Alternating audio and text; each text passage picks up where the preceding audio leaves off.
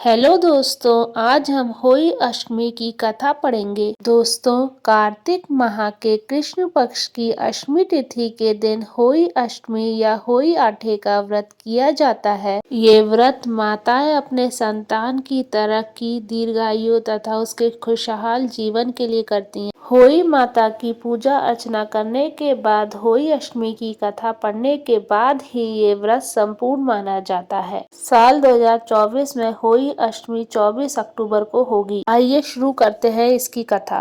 प्राचीन काल में एक साहूकार था जिसके 7 बेटे और 7 बहुएं थीं। इस साहूकार की एक बेटी भी थी जो दिवाली के अवसर पर ससुराल से मायके आई थी। दिवाली के अवसर पर घर को लीपने के लिए सातों बहुएं मिट्टी लाने जंगल गईं, तो ननद भी उनके साथ जंगल की ओर चल पड़ी।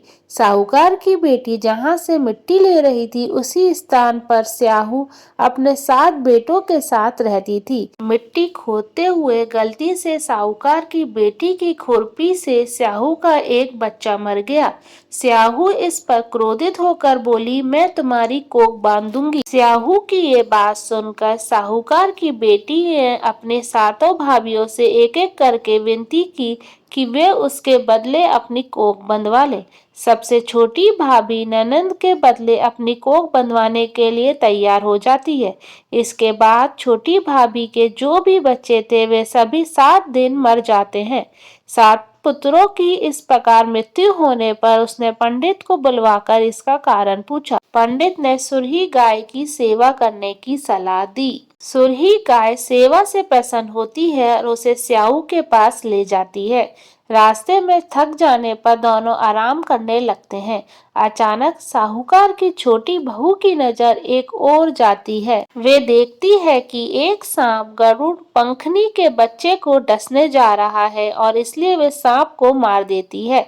इतने में गरुड़ पंखनी वहां आ जाती है और खून बिखरा हुआ देखकर उसे लगता है कि छोटी बहू ने उसके बच्चे को मार दिया है। इस पर वो छोटी बहू को चोंच मारना शुरू कर देती है। छोटी बहू इस पर कहती है कि उसने तो उसके बच्चे की जान बचाई है। गरुड़ पंखनी इस पर खुश होती है और सुरही गाय सहित उन्हें स्याहू के पास पहुंचा देती है। स्याहू छोटी बहू की सेवा से प्रसन्न होकर उसे 7 पुत्र और 7 बहुएं होने का आशीर्वाद देती है। स्याहू के आशीर्वाद से छोटी बहू का घर पुत्र और पुत्र वधुओं से हरा भरा हो जाता है। इस तरह होली अष्टमी की कथा पूर्ण हुई।